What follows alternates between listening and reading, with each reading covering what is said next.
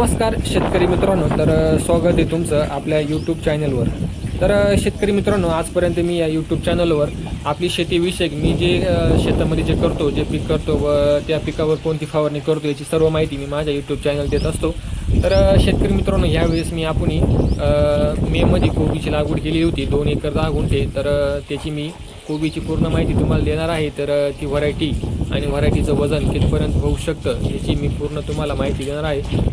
तर शेतकरी मित्रांनो, आज सकाळीच आपल्याकडे कोबी काढण्यासाठी पोरं आलेले आहेत. तर चला तुम्हाला मी वावरातला कोबी दाखवतो. तर शेतकरी मित्रांनो, तुम्ही बघतच आहे, तर वावरामध्ये कमीत कमी 20 ते 25% कोबू मागे शिल्लक राहिलेला आहे. तर शेतकरी मित्रांनो, याचं कारण म्हणजे आपण भर उन्हाळ्यामध्ये या कोबीची लागवड केली होती मे महिन्यात. तर जास्त उष्णता असल्यामुळे आपला कोबू पूर्णपणे काही एकसारखा झालेला नाही.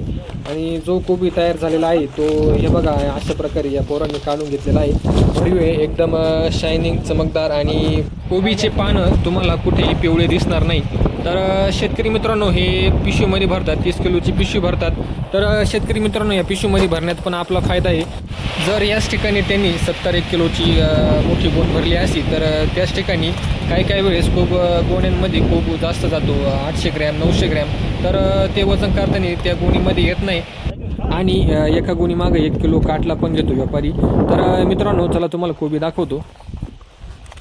तर शेतकरी मित्रांनो, मी ॲडमिनर ह्या व्हरायटीची, कोबूच्या व्हरायटीची मी लागवड केलेली होती. आणि तुम्ही जो माझ्या हातामध्ये कोबूचा गड्डा बघत आहे तो ॲडमिनर ह्या व्हरायटीचा कोबूचा गड्डा आहे. आणि तुम्ही बघतच आहे, एकदम नारळी गड्ड्यासारखा कोबी तयार झालेला आहे.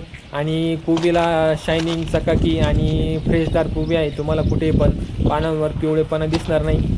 तर शेतकरी मित्रांनो, मी या व्हरायटीचं पहिल्यांदाच नाव ऐकलं आणि ही व्हरायटी मी आजपर्यंत केलेली नव्हती. आणि ह्याच वर्षी मी या व्हरायटीची लागवड केली. वाटत नव्हतं का ही व्हरायटी चांगल्या प्रकारे तयार होईल, कारण या व्हरायटीची आम्हाला पण माहिती नव्हती. आणि मी यूट्यूबवर सर्च केलं या व्हरायटीचं नाव, तर या व्हरायटीचे कोणत्याही प्रकारे व्हिडिओ मला यूट्यूबला दिसला नाही. आणि 1-2 जण म्हटले या व्हरायटीचे पानच मोठे होतात, गड्डा तयार होत नाही. तर डेअरिंगवर ही नर्सरीवाल्याच्या सांगण्यावरून आणि आमच्या डेअरिंगवर आम्ही ही व्हरायटी केलेली होती. तर शेतकरी मित्रांनो, तुम्ही बघू शकता, जो कोबी काढण्यासाठी तयार झालेला नाही तो आपण तसंच ठेवलेला आहे. नंतर जेव्हा तयार होईल 10-1 दिवसांनी त्यानंतर आपण तो कोबी काढणार आहे.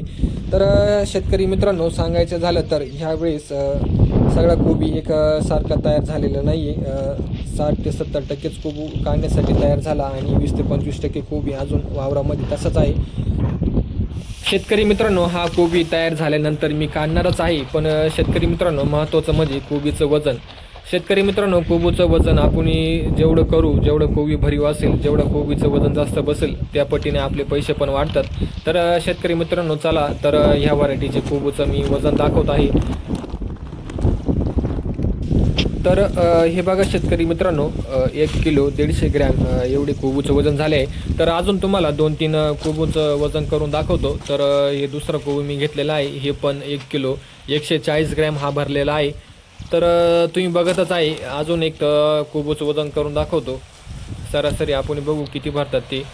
तर हा 870 ग्रॅम ह्या कोबूचं वजन झालेलं आहे. तर शेतकरी मित्रांनो, हे कोबू सरासरी 700 ग्रॅमपासून तर 1 किलो आणि 1 किलो 200 ग्रॅमपर्यंत भरतो. तर शेतकरी मित्रांनो, पुन्हा एकदा मी तुम्हाला या कोबूचं वजन करून दाखवतो. तर हे बघा, 1 किलो 100 ग्रॅम एवढे या कोबूचं वजन भरलेलं आहे. शेतकरी मित्रांनो, तुम्हाला त्या कोबूवर काय टिपके दिसत असतील. तर शेतकरी मित्रांनो, 4-5 दिवस सततच्या जोराच्या पावसामुळे आणि सतत चालू असलेल्या पावसामुळे या कोबूवर असेच काळे स्पॉट पडलेले आहे. तर शेतकरी मित्रांनो, या कारणामुळे मी 10 ते 12 दिवस हा कोबू लवकर काढत आहे. शेतकरी मित्रांनो, या ॲडमिनर या व्हरायटीचं सांगायचं झालं तर या व्हरायटीचा गड्डा नारळी गड्डा आहे.